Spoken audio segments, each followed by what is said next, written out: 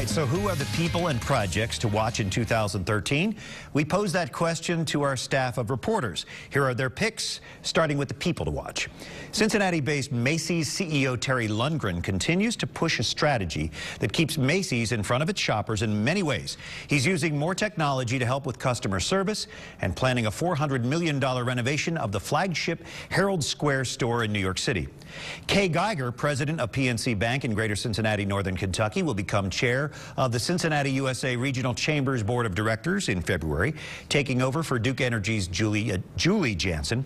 Dan Nair, the CEO of the Nair Properties, spent much of 2012 on a buying spree, snapping up office buildings at bargain prices all across town. We'll be watching to see what happens with that property, including Centennial Plaza downtown. We'll also watch to see if he's buying more. The Christ Hospital Health Network is looking for a CEO to replace Susan Crowshore, who stepped down after nearly 10 years on that job. Christ officials have said they hope to have a new chief executive in place in the first quarter of 2013. And well-known local chef Jean-Robert DeCaval, the owner and chef of Jean Robert's Table in downtown Cincinnati, has hinted that another restaurant concept might be coming. And now for the places to watch in 2013. First, Tower Place Mall downtown. The city of Cincinnati has been working to acquire the now mostly vacant Tower Place Mall and the nearby Pogues Garage. But officials haven't said much about what the city would do with the property. Stay tuned. Redevelopment just keeps happening in Cincinnati's historic Over the Rhine neighborhood, led by the Cincinnati Center City Development Corporation.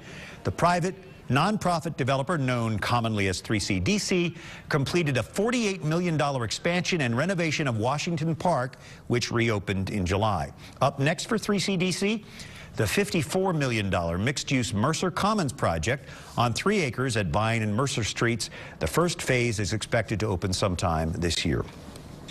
On the outskirts of Over the Rhine, Horseshoe Casino Cincinnati, scheduled to open March 4th.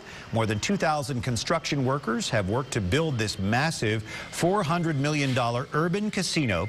Recruiting efforts to identify, train, and hire about 1,700 new casino workers are reportedly on schedule, and we're told several hundred slot machines are placed and waiting for action now on the gaming floor.